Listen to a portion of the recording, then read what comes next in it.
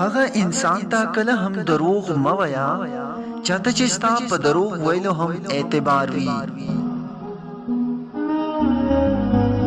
د عزت وچه ډوډۍ د ذلت د حلوې نه بهتره ده.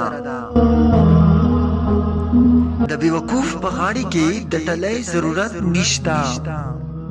هغه خپل ځان ډیر ژر واضح کړي.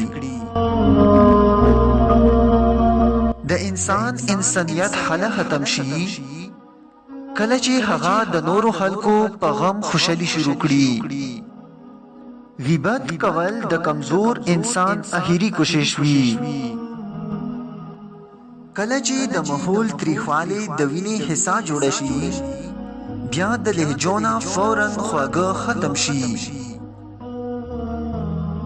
مایوس هغه کس دی څوک چې په الله یقین نه لري او محروم هغه دی څوک چې د الله په نعمتونو شکر نه وباسي.